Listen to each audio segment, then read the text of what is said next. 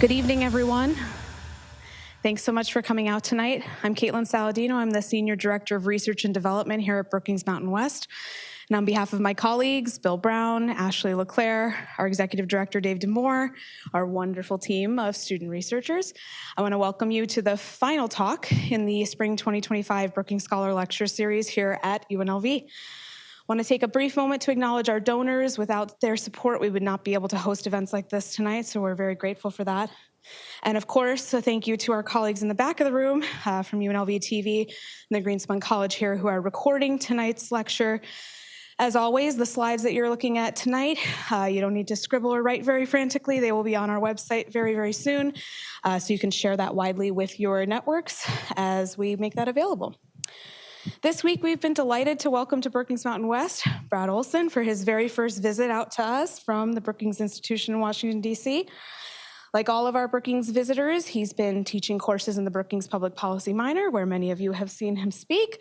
He's been speaking publicly to the Vegas Chamber, engaging with UNLV faculty centered on education policy, and of course, meeting with a cohort of education nonprofits here in Southern Nevada. Before we jump into our lecture tonight on this important topic, let me share a little bit about Brad's background with you all.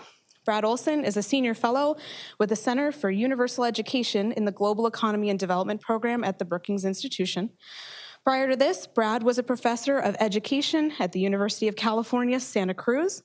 His research focuses on teachers, teaching, and teaching development, school reform, global comparative education, and qualitative research methods. At Brookings, Brad's been hard at work focusing on research and policy around the scaling of educational innovations for systemic improvement in low and middle income countries around the world, something he'll be able to share a lot more about tonight. And Olsen holds a bachelor's degree from Bowdoin College, a master's in education from Harvard, and a doctorate in education from Berkeley. After the talk tonight, there'll be a little bit of time for Q&A, so reserve your questions for then. Give me a chance to get around to you with the microphone, and we will keep that for our recording. And without further ado, I want to ask for your help with welcoming up Brad-Olsen.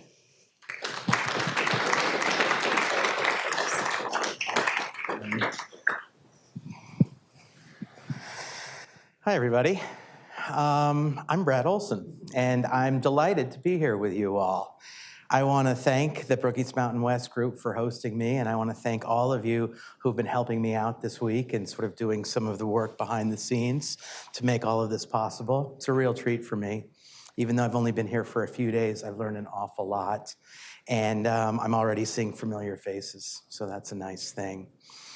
I was a high school teacher, and then I was a high school principal, and then I was a teacher educator, and then I was a professor of education, and then about 4 years ago, I decided to focus on global policy analysis rather than domestic education, and I switched over to the Brookings Institution, where I work at the Center for Universal Education. And what I'd like to do today is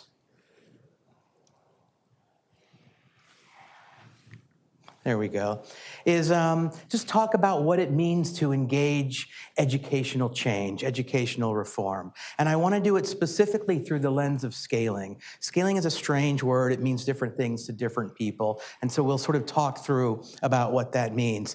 But it seems to me that there are real needs right now to engage in education reform in deep ways, not surface ways, and in sustainable ways, not ways that fade away in a couple of years, and ways that have actual impact on communities and families and children, especially in equitable ways. It's a complicated world we live in right now, and if we're not able to update and transform and make our education systems more successful, I think we're going to be in real trouble.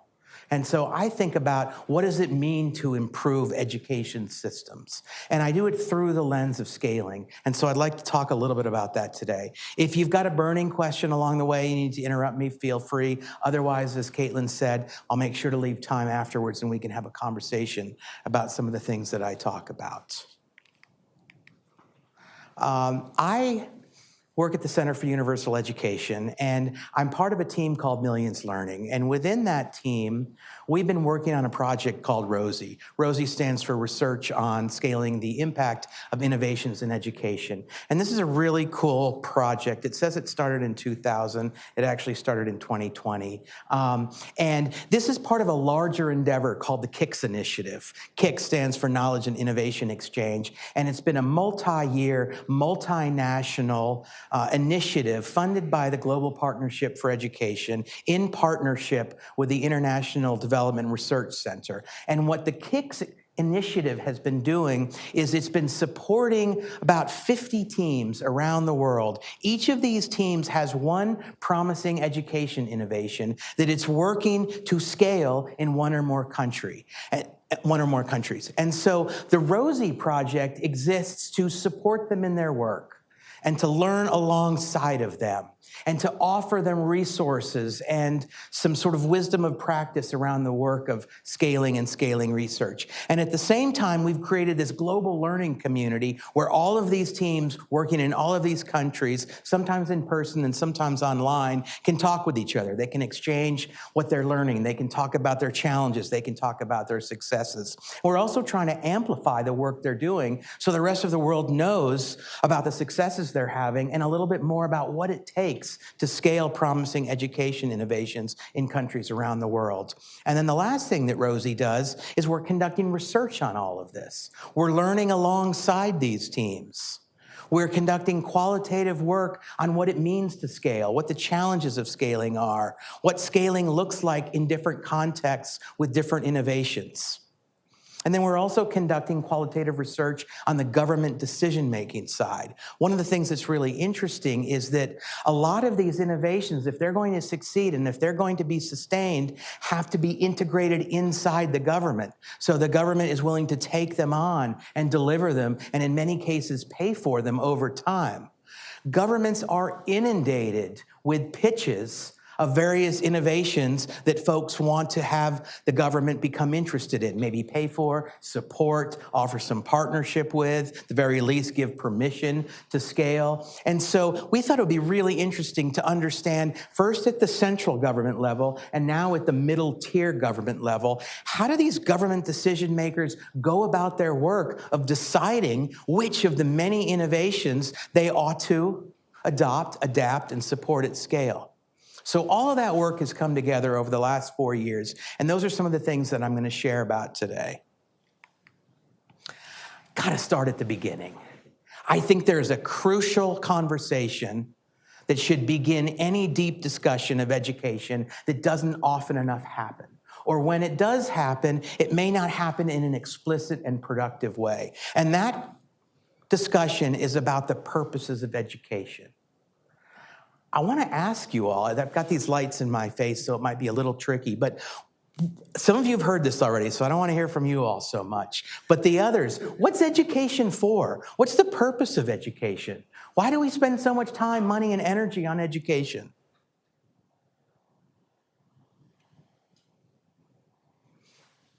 Inspiring the next generation to innovate. Inspiring the next generation to innovate. I like that. It's a good one. What else?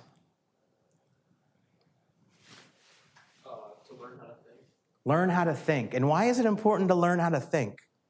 If you don't know how to think, then you're not going to reason correctly in a world that's full of reason. And why is that important? It's important in different careers that you pursue, but it's also important for the relationships you make amongst your peers. Okay, to have a successful life, to thrive, to be the best you can be, and also very likely for professional advancement. All right, well, makes sense to me. What else? Civic engagement. Civic engagement. Part of the reason for education is to encourage us to be knowledgeable citizens, right? No democracy can succeed without an educated citizenry because we're having to make choices, we're having to make votes, and so education helps with that. In a post-industrialized society, without education, you have fewer opportunities. Professional opportunities? Yeah, so it's professional preparation. What else?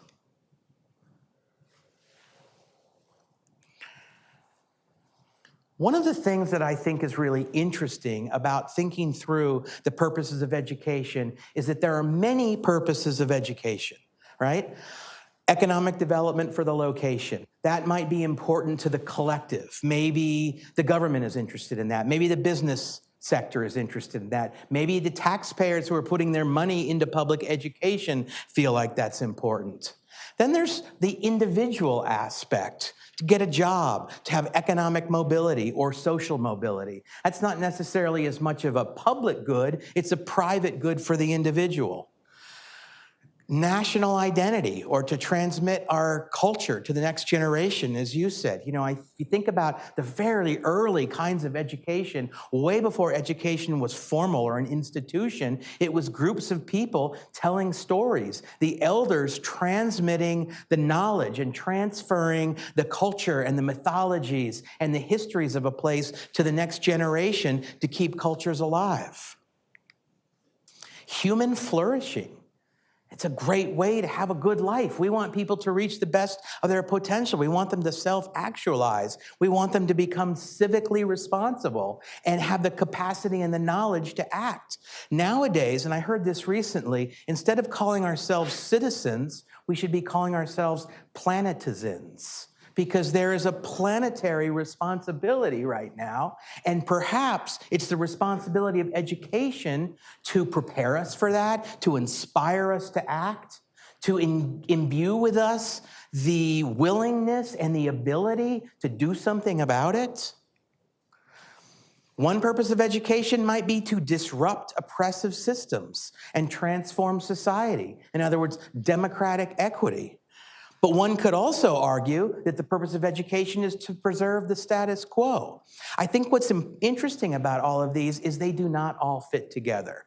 Different constituencies will have different purposes for education, and the purposes of education will not always match up.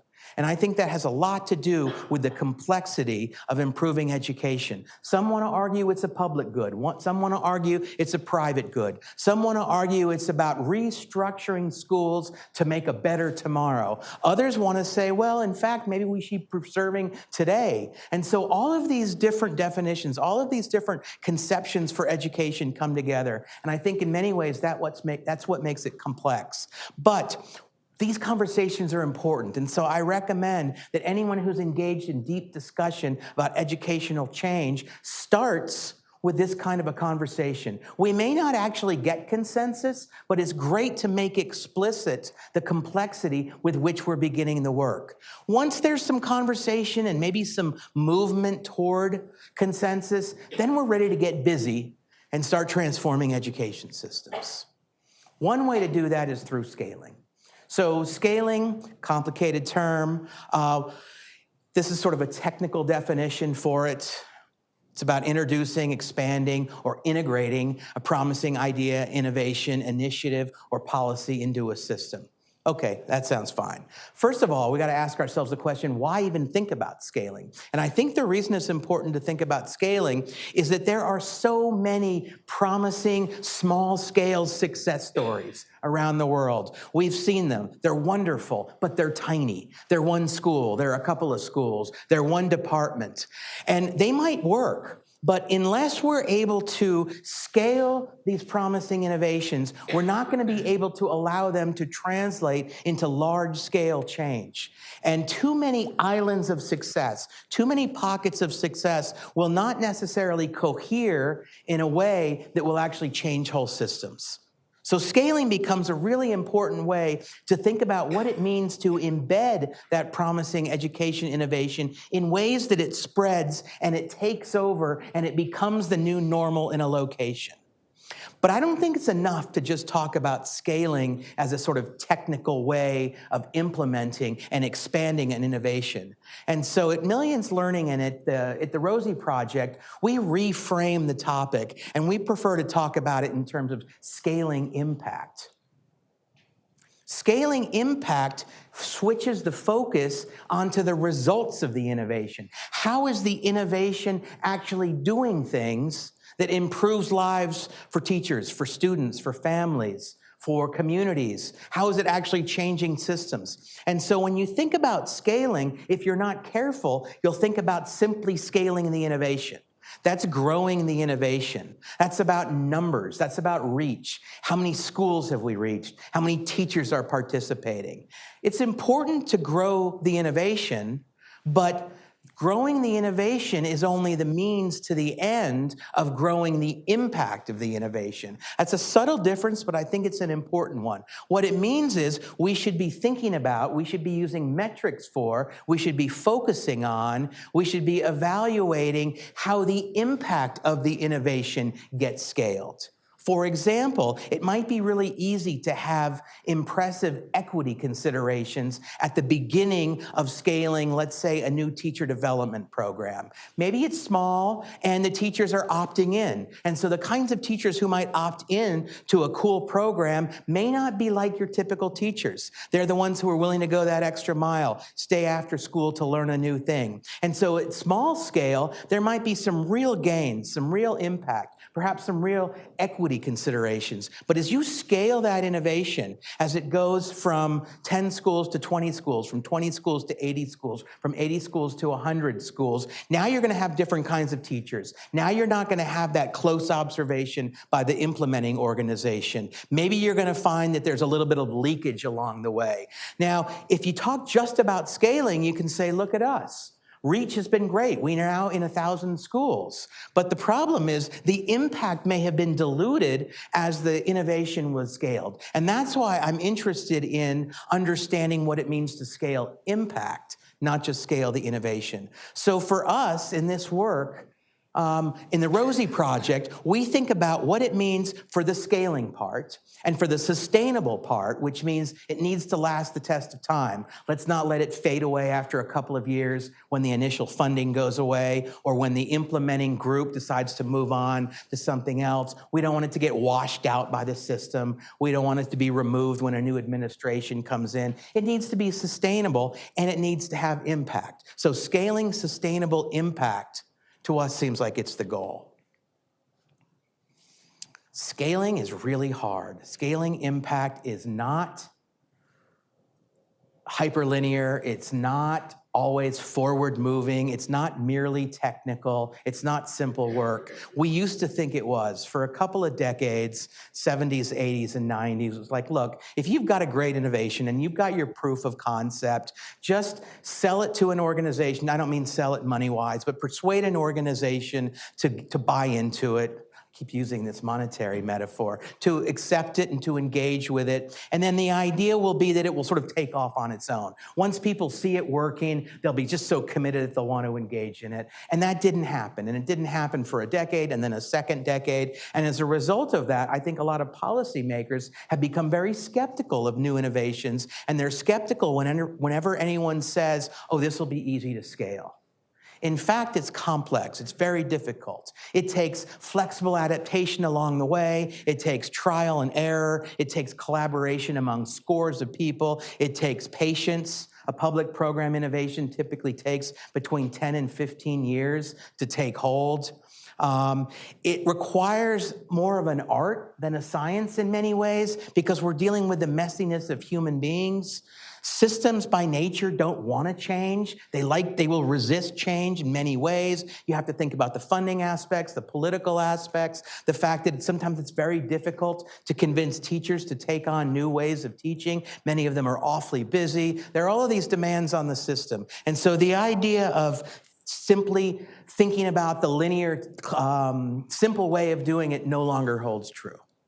It's hard work, but it's necessary work. I don't want to spend too much time on this. This comes from an organization called ADIA, but it sort of looks at the complexity of doing this. It's a long-term process. It's got these different phases. And I know that this slide sort of suggests that it's linear, but you'll see with those arrows what we're trying to get at is this actually is a step forward and then a step back and a step forward and then a step back. And so this is a complicated process. But it can be broken down into steps. And we have been working alongside multiple teams that are doing this work. The teams that we're learning from are at different places. You can imagine being at the beginning. You can maybe be halfway through and you've got this proof of concept. And then the proof of concept maybe doesn't work, so you've got to go back to the beginning and you're moving forward and backwards. This transition to scale turns out to be very complicated. One of the things that we've learned is how important it is to think about the scalability of your innovation right at the beginning, because you don't want to be caught off guard between steps 3 and 4 and suddenly say, oh no, this thing is so complicated, I don't think it can scale. Should have thought of that at the beginning. So based on this work and based on having learned from a lot of these teams as they engage in their scaling work, we've sort of derived some principles of scaling, some things that seem to work much of the time.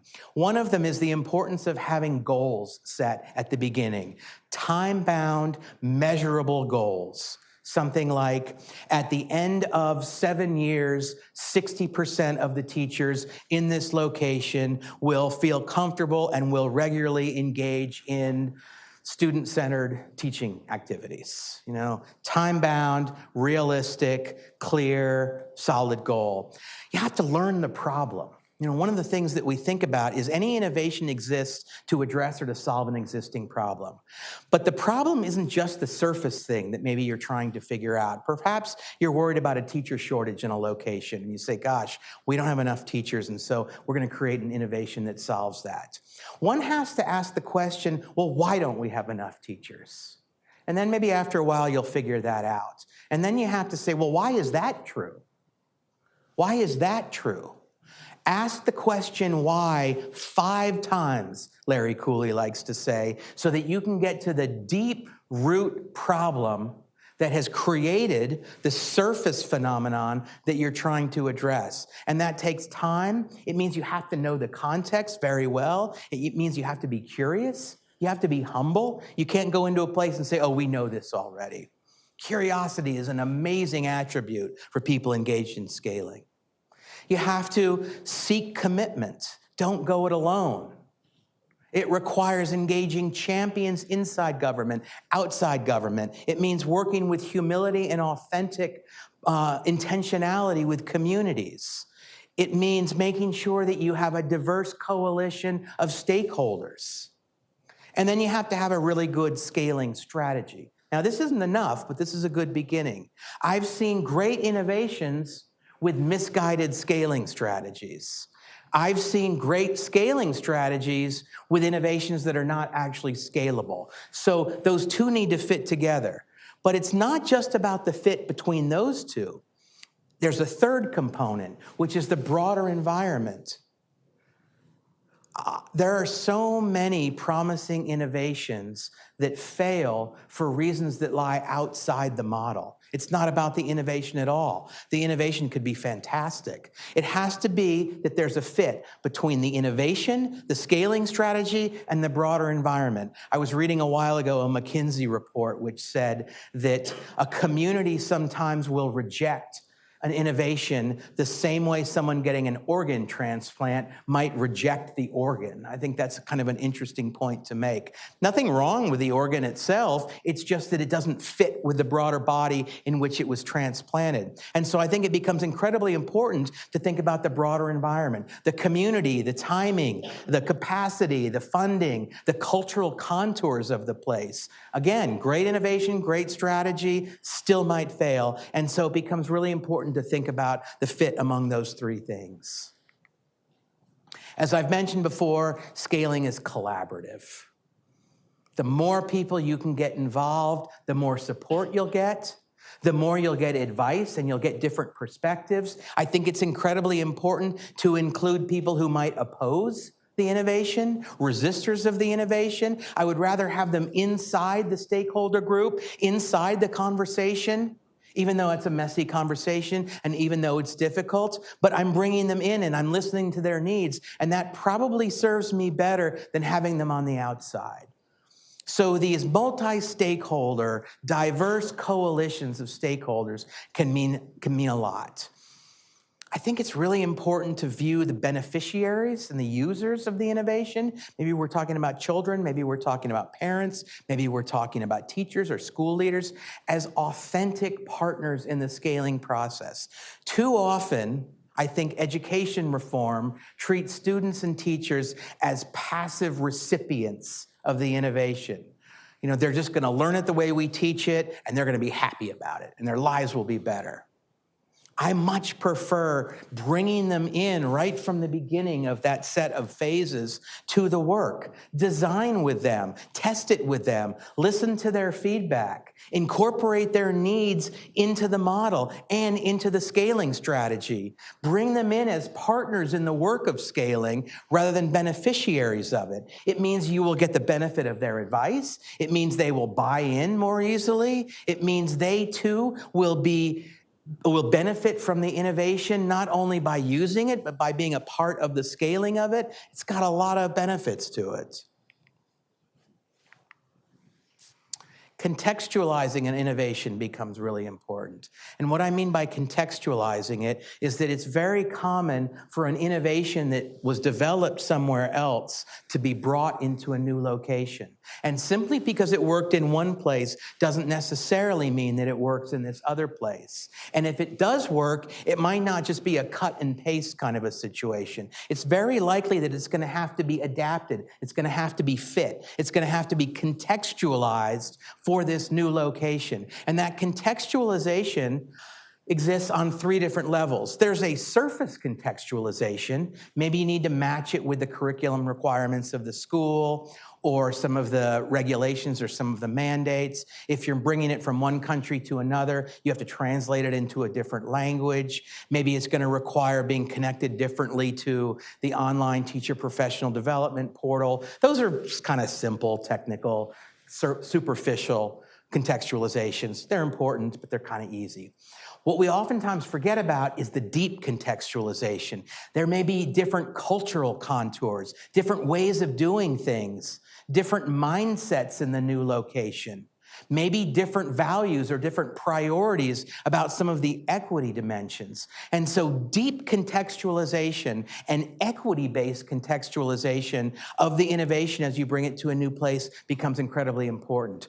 One of the problems with contextualization is that it takes time and money. And time and money are things that a lot of locations don't have. And so I've seen many times that the process will gloss over the contextualization. And I've even heard government policymakers say, I know we're supposed to contextualize it, but frankly, we don't have the time and money, and I want to be seen like I'm doing something. And so at least it looks like I'm trying, even though it may not actually work.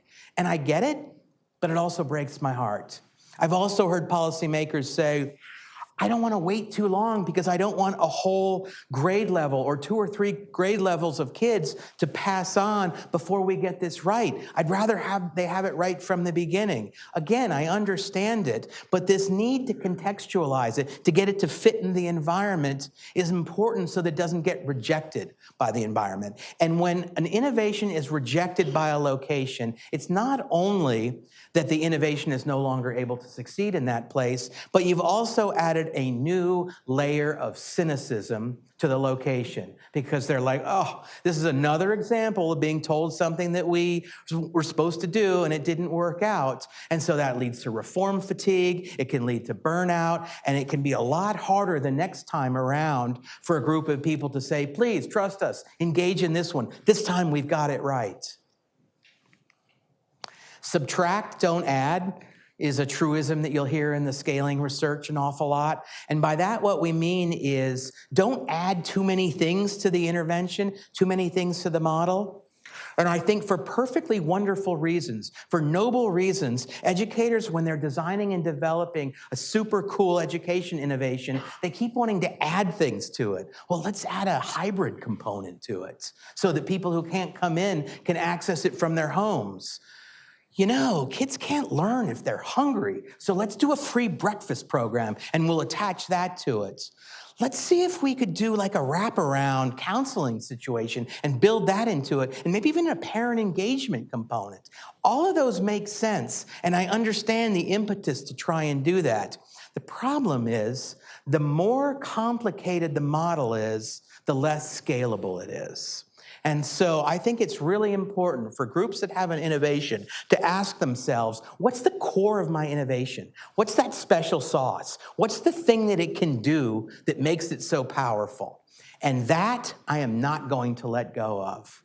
But I'm willing to let go of a lot of the other parts, because over time, something that's simple is more flexible. It's easier to contextualize, it's more adaptable, it's also cheaper, and it takes less time to scale. And so subtract, don't add is a common truism in the scaling literature.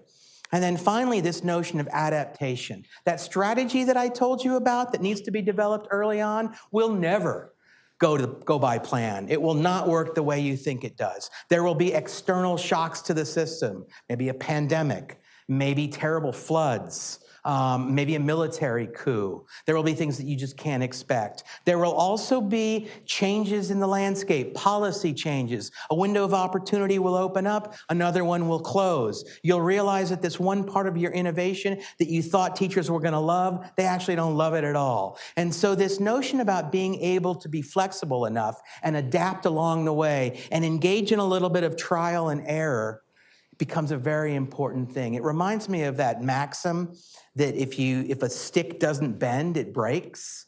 And so if your strategy isn't flexible, you probably won't succeed. So I've talked about what it looks like to do it, but maybe we should talk about what some of them look like.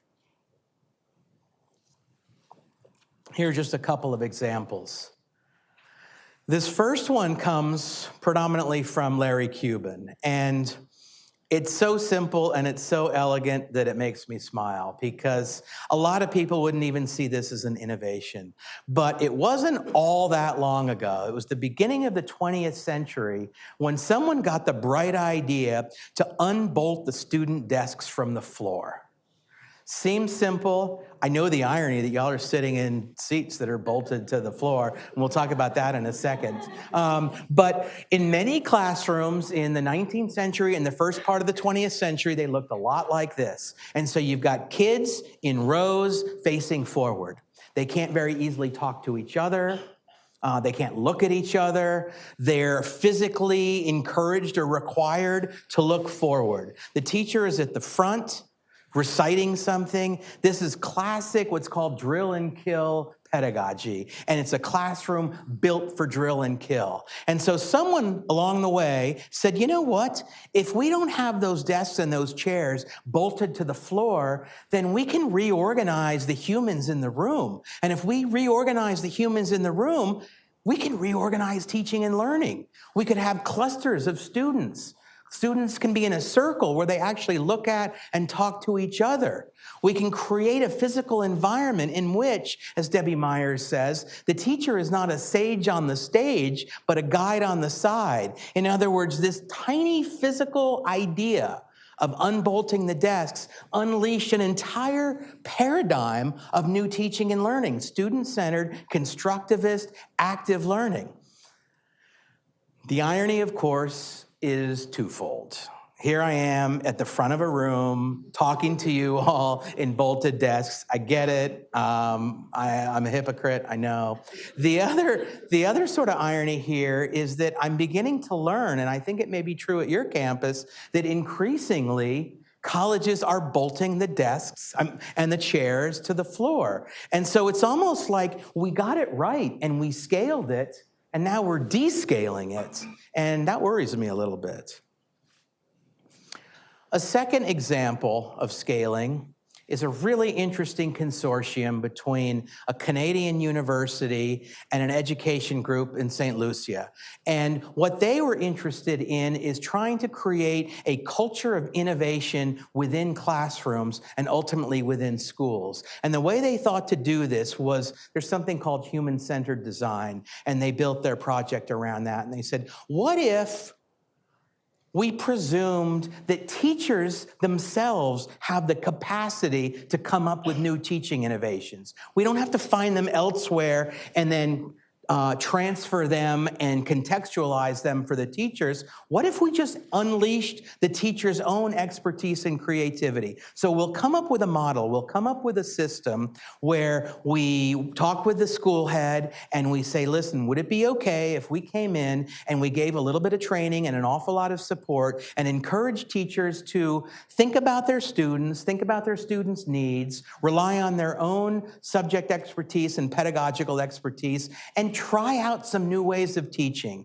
and try them out, and then maybe take some anecdotal evidence by asking the students, maybe having some questionnaires, and the ones that work, hang on to them and refine them and see them if you can get them a little bit better. The ones that clearly aren't working, that's fine. And do this really quickly because you don't want to spend too much time practicing on students. But if you have this sort of rapid cycle of pedagogical innovation, that seems like a great idea. That's step one. Step two is, wouldn't it be great if these teachers actually start sharing their innovations with each other? Not only is there the opportunity to pass along good teaching ideas, but you're also building in a kind of collegial network focused on teaching. And then thirdly, you're instilling a spirit of innovation in the school.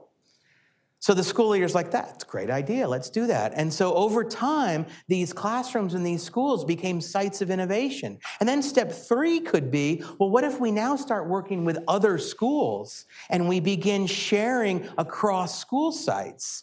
And now we're, guess what? Scaling the model in this rather organic way. And so I think this has been a really interesting innovation to watch.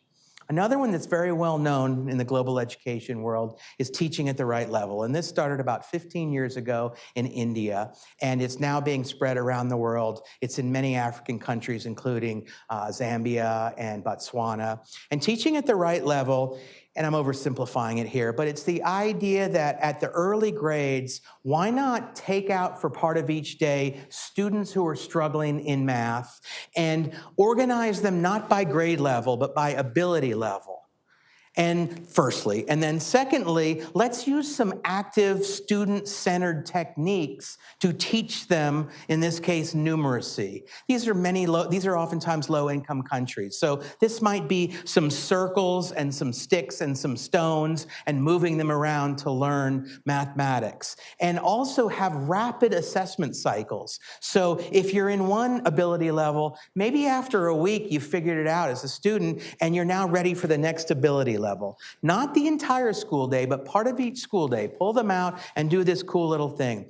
It's got decades of research behind it. It's got randomized controlled trials. It's been validated. It seems to work very well. And now it's being scaled around the world. And so this is a second example of what it can look like to take a promising innovation and scale it. One of the things I might say about this is it doesn't necessarily work in all places. And that has to do with contextualization, and it has to do with getting the right scaling strategy for it, because the scaling strategy is going to look different in different locations, right? You're going to have to actually offer some teacher development so they can teach differently. You're going to have to be able to have a good assessment system. You're going to have to change the schedule of the school day a little bit. And so the contextualization becomes important, and so too does the fit with the broader environment become important. Making sure that government's on your side, that the community is on your side, that the parents and the kids are okay with this kind of a thing.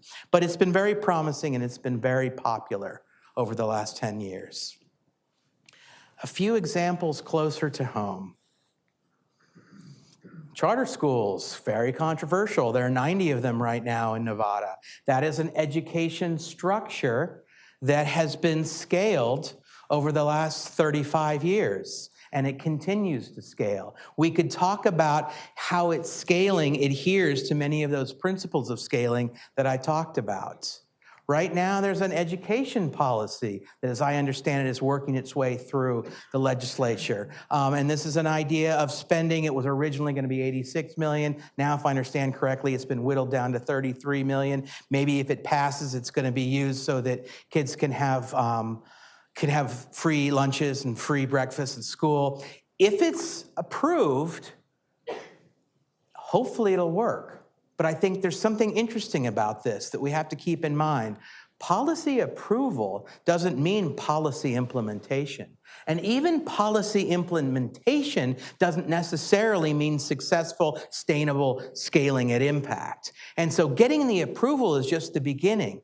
Let's say that it passes. I'll be very interested to see how it gets implemented and how it gets scaled. And hopefully it will follow some of the same principles that we've been talking about today.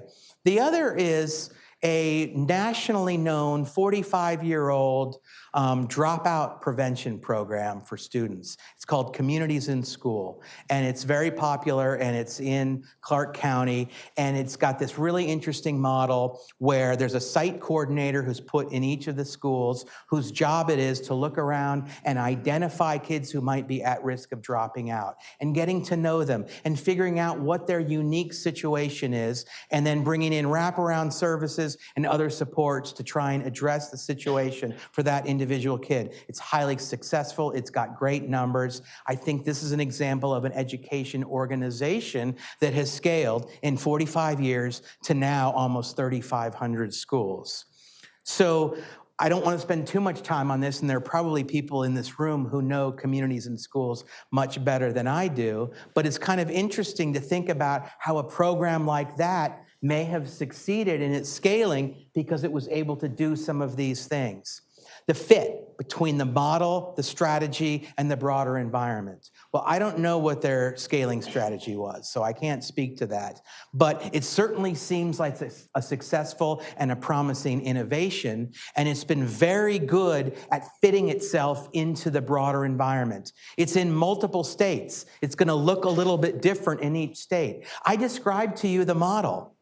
It's nicely simple. It's elegant. That subtract, not add part, they've got it. Because it's relatively simple and elegant, it's flexible enough so that it can be adapted or it can be contextualized in different ways in different locations. My understanding also is that many state legislatures have gotten on board, so it's got some government buy-in as well. Scaling is collaborative. We've talked about that. This is an example of a model that's very collaborative. It works with community services in the location. It works with the parents. It works with the teachers. It works with government. And so it's got that collaborative approach. Viewing beneficiaries and users as scaling partners.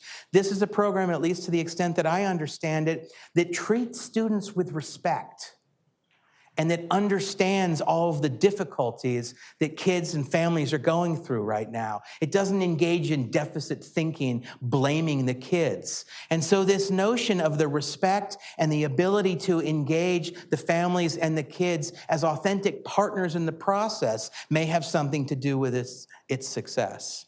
I've got this metaphor of a hydroskeleton. And I think about the fact that an innovation like this can sort of change shape based on the broader environment and based on the context in which it exists. And so I think about hydroskeletons. I want to pause there. Don't you all think of hydroskeletons? If you don't, you should. A worm, a jellyfish, the arms of an octopus, the legs of a starfish. They don't have hard skeletons. They've got skeletons filled with fluid. And what that means is they can grow small, they can grow big, they can stretch, they can pull themselves out, depending on the environment in which they need to fit. I was thinking about this 2 mornings ago at breakfast. And I'm like, maybe that's one of the keys to scaling. Somehow the organization and the model needs to be a kind of hydroskeleton so it keeps its essence. A worm doesn't become something else. It stays a worm, but it can stretch itself out. It can make itself short if it needs to fit into a small space. And I think in some ways there's a metaphor there for the power of successful scaling. Okay, a few final thoughts. Can't say enough how important it is to build strategic coalitions. Start right from the beginning. We've done work on the fact that there are different champions and they're all necessary and one engages them differently. Maybe you've got a program that focuses on mental health for middle schoolers. Well, you should get some champions who care about the topic. You should get some champions who themselves struggled with mental health and know how important it is. You should get some champions who know your organization and they like anything you do. You should find some champions in government who are really excited about what you're trying to do. You should find a couple of champions in the philanthropic community. Different kinds of champions, engage them in different ways. Don't simply use them, but bring them in as authentic partners. Seek their advice. Understand that they're busy. Understand that you're not really able to pay them, that you are engaging them in hopes that they will help spread the message and engage support and commitment for your innovation. Press government for the change you want to see. I don't think I need to tell you that in this community. It's something I've been hearing a lot about over the last couple of days.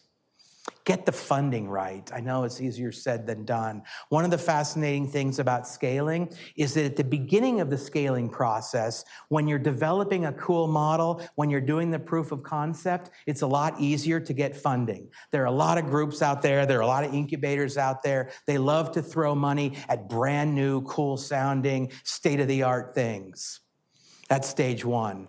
Stage 3, near the end, when you've been scaling it and now you want to sustain it and you want to engage in the change management, like what Communities and Schools is doing right now, it's easier to get funding at that stage because you've got a proven thing. You've got a lot of research. Teaching at the right level, it's already doing very well. We just need to keep it going and we need to embed it in more and more locations. It's that middle phase that's really tricky. There aren't a lot of organizations that are willing to fund projects in that middle scaling phase. And so it becomes important at the very beginning to start thinking about how you're going to work through that middle dry area and get some funding. Creative funding ideas, public-private partnerships, flexible, unrestricted funding. There are a lot of things that really become important when you think about funding your innovation, because remember, you may need 10 or 12 years, and that might mean multiple funding sources at different points in the process. I've said this already, respect, humility, modesty. Don't go into a location and think that you know what they need. Become a listener. Understand how they can teach you. Make sure that their needs and their understandings get incorporated not only into the model that you're developing or the innovation, but also into the scaling strategy itself. Not only will you have a better scaling strategy because it's been informed by them, but you're also going to have built their support and their buy-in right from the beginning. Research becomes incredibly important. In this day and age, it's harder and harder to fund research, and so sometimes that gets let go. But the ability to use data and to have research to see into the process of scaling and to adapt it along the way based on evidence, and to have the kind of evidence that you need in order to seek the commitment of people inside and outside government, and then also to research the whole process like Rosie has been doing, to share it with the broader community, to say this is really important. And it's not easy, and the more we learn about it, the better at it we're going to become. That requires research. It requires data use. And the final thing I want to say is do not neglect the power of teachers and school leaders. At the core of all of this work is oftentimes the people who are closest to kids. And so educators have an incredible influence over how an innovation is used, whether it's accepted or rejected. Thinking about teachers as active agents who can play an agentic role in the process is so much better than thinking that teachers are passive receptacles and you can just pour the professional development or you can pour the innovation or the scaling or the implementation into them and they'll receive it and enact it with fidelity. That's not how it works. But it also requires thinking about all of the demands on teachers, reform fatigue, teacher workload issues, teaching conditions. I mean, again, the 5 whys will take you very deep into the root cause of how we think about the relationship between teachers and school reform. That was a lot. Thank you all so much. I was able to leave some time for us to talk. I'd love to hear from you all. Questions, comments, examples of this? Sure. So when you're in the final stages of scaling education innovation, I'm going to ask you to say it again with the microphone because... So when you're in the final stages of scaling education innovation and something doesn't go as planned, How do you effectively scale down or scale backwards? Yeah, good one. We've been thinking a lot about that lately. How do you pivot or how do you scale down? It's a hard thing to do. Part of the reason it's a hard thing to do is because you don't want to give money back. And so there's this natural inclination to say, well, we can make it work, we can make it work. But you've asked a really important question, because when you're scaling something and you've already decided either it's not scalable or it's not scalable in this environment, or maybe we're not the people to be scaling it, then you have an opportunity cost. Essentially, you're wasting your time. Your own time can probably be spent doing something else. And so I think it takes courage. And I want to continue to work on the space so one can say that more honestly, without fear of failure, without fear of losing legitimacy, without necessarily having to sabotage oneself for getting funding in the future, because that does happen.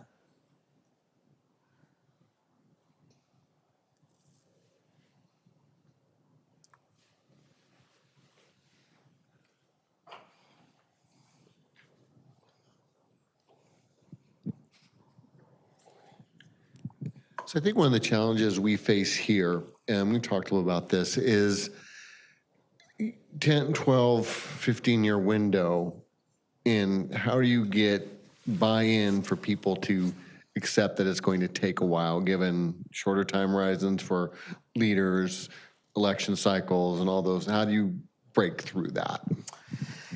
Right. If scaling takes 15 years, who's going to wait around 15 years for change to occur, especially in the contemporary climate?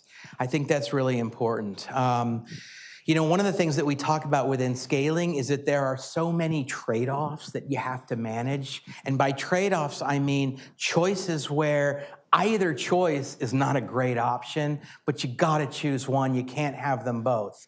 One of the trade-offs that we hear a lot about is that it takes time to scale, and scaling isn't flashy looking.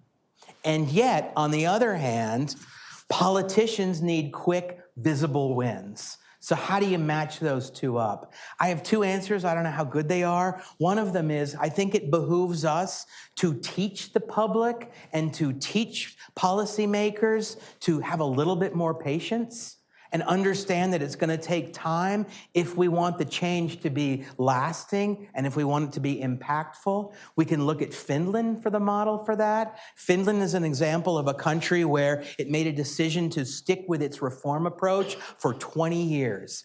And it made a deal and said any incoming administration is not allowed to change this reform approach for 20 years. It worked.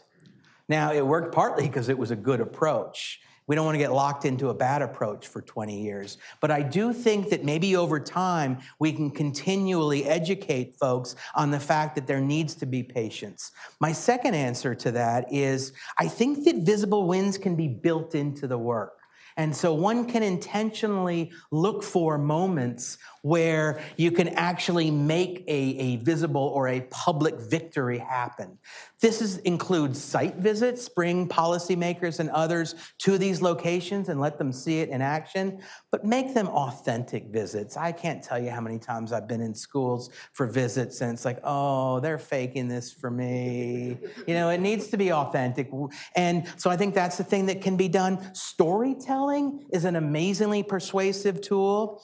One thing that I've noticed that seems to work is bringing in pretty well-known professors or journalists and asking them to write pieces about the work before it's all the way finished, but because it's got some promising results. An op-ed piece in a newspaper or a small journal article by someone who's relatively well-known becomes really useful, because you can take that and you can start sharing it around and say, look, people who know better than I are pleased with it, and even though it's hard to see what it looks like, these people are finding these things. So I think in some ways you kind of have to manufacture, not artificially, but manufacture the small visible wins along the way, because you've got to give the politicians something. They're like, come on, you got to give me something, man, because if I'm going to go back to my people and continue to commit this and put money into it, I got to show them something. And so it's important to meet them halfway.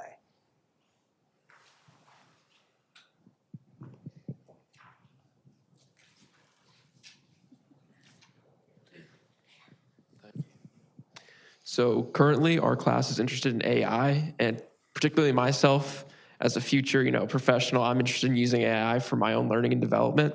How do you feel, as we talked about scaling, the use of the institution more so implementing the scaling, but on this half for AI, the actual student is using the scaling themselves to see how they can develop their own skills in learning?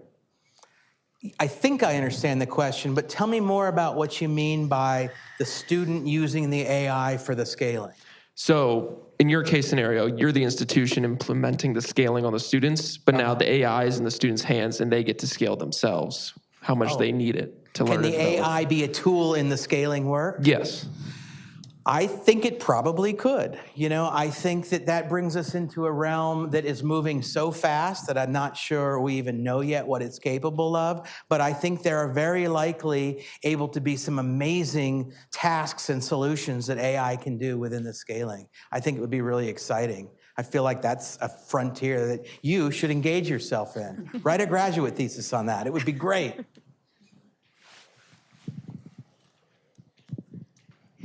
Well, thank you for your presentation and your question about AI. I actually went to your talk this morning, and I went to your website, and there was an article about AI and a research from the University of Riverside that I didn't realize the impact of AI and that it has on the environment. So I do use ChatGPT and AI often to help me. And I recently was connected with an IT consultant to try to understand more of how people come up with solutions. So what you were saying is be flexible, start small.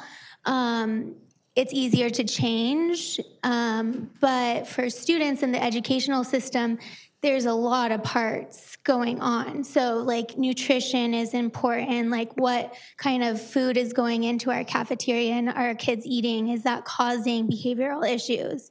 The parents' interaction, the community, there's so many factors. So obviously, sometimes going fast isn't always best, and looking at the full solution takes more time. So IT consultants, if they look at all aspects for the business and how they'll integrate all the different technologies into the system, they'll have better outcomes. Just like you were saying, how do you measure the outcomes? But it takes more time to get there. But the article, going back to on your website, it said that the use of AI is impacting the environment because of the data centers and the water usage. And so I wasn't aware that data centers require cooling and it takes water.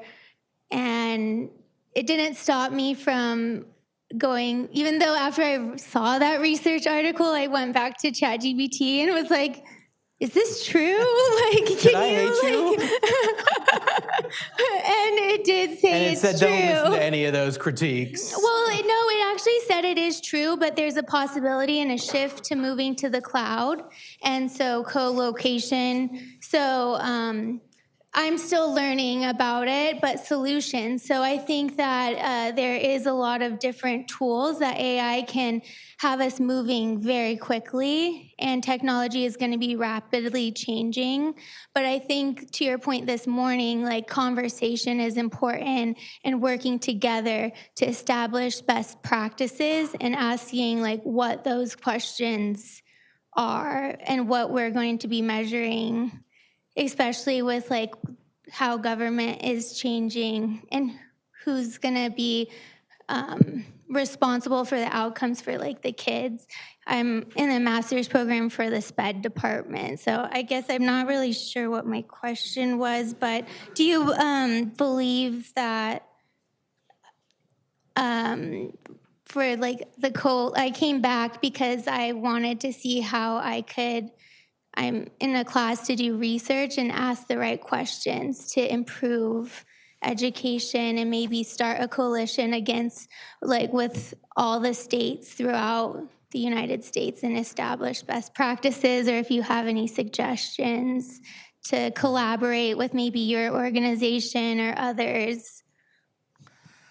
Okay, I feel like I'm going to pull three parts of that out. And I got to preface this by saying that wasn't my article you read, so I can't speak knowledgeably about it. But I do know, in fact, that there are real concerns about the environmental impact of the data centers. And last that I heard, that about 4% of the country's energy goes to large LLM model data centers. And that's, maybe you think that's a lot, maybe you don't think it's that much. I think I remember learning that in the state of Virginia, it's actually 26% of their energy is for that because they have a lot of data centers. So we do absolutely, I think, need to think about the environmental impact of that, and it becomes important to know it. I also think there's some culture and some power impacts about using these large language models and AI, and what I mean by that is, the way these large language models work is they scoop up all of the existing information that's online, and then they're able to give it back to you in very clever, easy, targeted ways, depending on the prompt you ask. You know what's interesting about that? What information are they using? Well, they're using information that predominantly comes from Germany, the UK, and North America. And yet the rest of the world is using artificial intelligence. So a cynic might say this is a new version of neocolonialism by taking a set of epistemologies and a set of knowledge from higher income companies and then spreading it, scaling it, if you will, throughout the world. And so I think that's something to think about. I think another part of your question, which I really appreciate, is that things are moving so fast, and they're moving faster than government knows how to regulate them. They're moving faster than a lot of education institutions know how to deal with them. And so there's probably something to be said for not moving too fast, for slowing down a little bit to make sure we get it right. And then the last thing I'll say on that, and maybe I'm old school and maybe I need to age out here, but I believe there is something sacred about the learning equation when you've got human beings in a space, engaging material, falling in love with language, asking questions, having answers. And I think that is quintessentially human, and I think it's quintessentially analog. And I think digital technology, if it's used well, can support it, but I'm not entirely convinced it can replace it. And I also think that what's important to think about when we talk about education improvement and when we talk about scaling is that technology is not a solution, it's a tool. And so it depends on how we're using it. We can use it well and we can use it badly. But I'm not an expert on AI, so I probably shouldn't even have said anything. You'll join me in thanking Brad-Olsen for this thought-provoking talk tonight. Thank you again. Thank you so much. Thank you so much for having me. Before you all run off, very quickly, I want to thank you so much for your participation tonight, and of course, your participation across the entire spring 2025 Brookings Scholar Lecture Series. We've had a lot of fun this spring and learned a ton, and I'm really excited that we'll be able to do this again in the fall and spring of the upcoming academic year. While we're concluding our lecture series today, I want to plug shamelessly, if you'll give me just 2 additional minutes, 2 events that we are hosting in the month of April that you may be interested in as folks that are interested in public policy. On Tuesday, April 22nd at 4 p.m., we're going to be hosting a public forum titled The Fentanyl Crisis, a UNLV Community Response, which will feature the work of our Brookings foreign policy colleague, Vonda Feldbab-Brown, who is a national and international expert on this issue. But she will also be joined by 4 UNLV faculty members from criminal justice and the UNLV Kirk Kerkorian School of Medicine, who are on the front lines of the opioid epidemic here in Southern Nevada, to hear about their experience as researchers and practitioners, both from the mental health and medical side of things. So we hope that you will be able to attend. Again, that's Tuesday, April 22nd at 4. And on Wednesday, April 30th at 3:30, we're going to be hosting our 2nd annual Robert E. Lang Memorial Fellowship Lecture.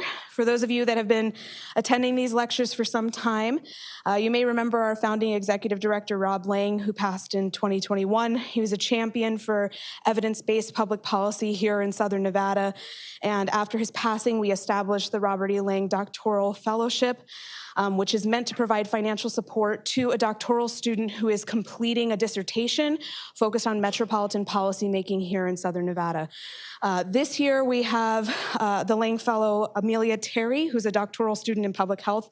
She's going to be giving her fellowship lecture on policy decisions and laws that directly impact the LGBTQIA+ community and the ways that these laws and policies contribute to the mental and physical health stressors that this community is feeling. So if that is a topic you're interested in, we would love to see you there. Again, that is at 3:30 p.m. on April 30th. Details for both of these events are up on our website. There is an RSVP link for both of those, unlike our lecture, which we typically do not collect RSVPs for. So if you could meander to our website to let us know that you'll be in attendance, we would appreciate it very much.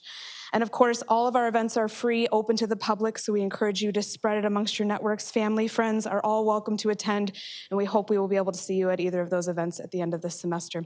Thank you all so much and have a great night.